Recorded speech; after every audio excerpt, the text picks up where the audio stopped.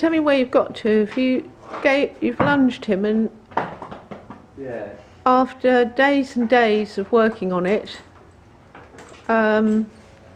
he's standing better, clearly.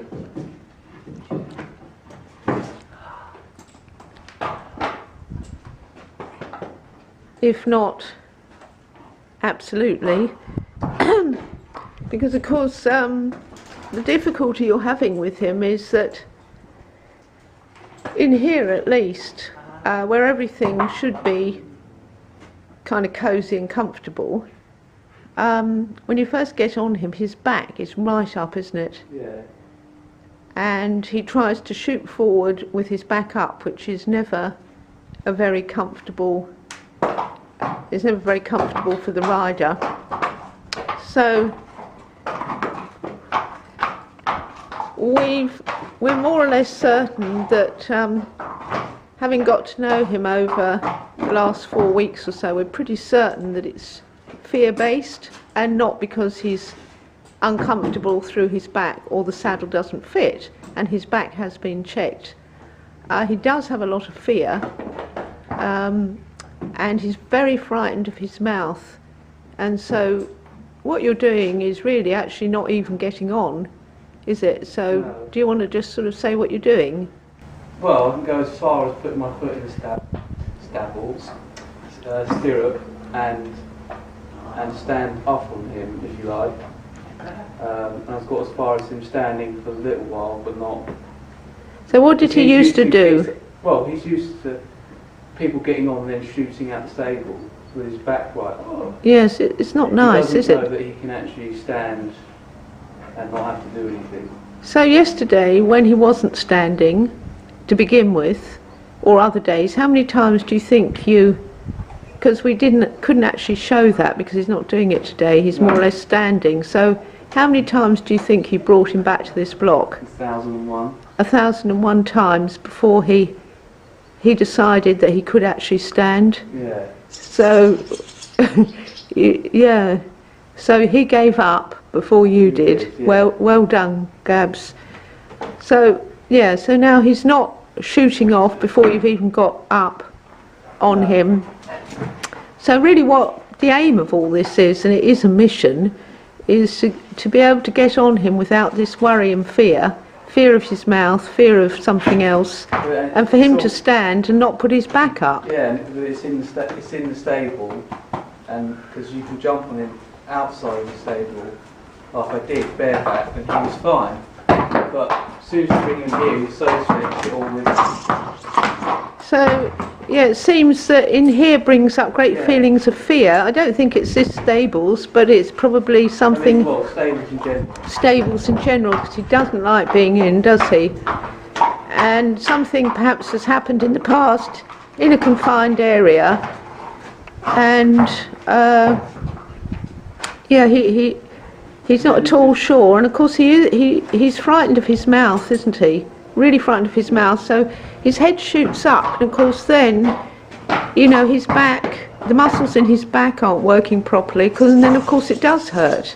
Yeah. And we all know that, although he hasn't done it because we've obviously taken steps, you know, we haven't pushed it, but we know that when horses' backs are up like that and they shoot forward, we know what follows that kind of action, don't we? So we want to avoid that if we can. Now you're actually able to take up the reins without his head shooting up, without, well, he's keeping his head and neck and mouth still, so that is real progress, and it has taken days, and you can actually go to there. So I can't get but he's not a couple of seconds, but yeah, so just keep doing it, and then we will actually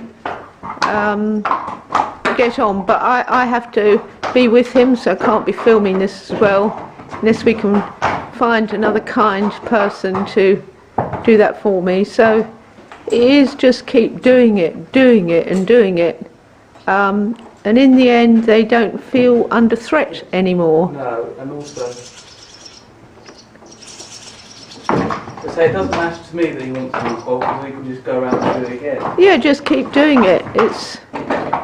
But I have noticed that whereas before he used to rush around, Yeah. now he's actually knowing where his feet are a bit, isn't he? He's thinking where his feet are before, and he's moving more slowly. Before if you brought him to the block, he'd just run through you. Run through you Yeah. and to get out. Yeah. Not only he's scared of you, but he also doesn't respect you No. in any way. No. It's amazing, really. You've got this 15-year-old horse who absolutely has no idea about, you know, the boundaries and where he should stand and how to stand. He just really wants to get away. Yeah. Yeah.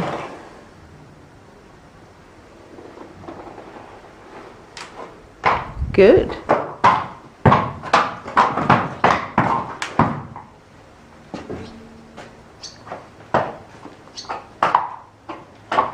Now you might say, well, you know, why not have somebody there to hold him? But, you know, that we've done that, but that's only a temporary solution, really, because the answer isn't to hold him. The answer is for him to make the decision to stand himself with the rider, because you can't, you know, the thing is, by holding them you're restraining them, and really they're wanting to go, and if you weren't holding them they would be going. So you have to work at it another way.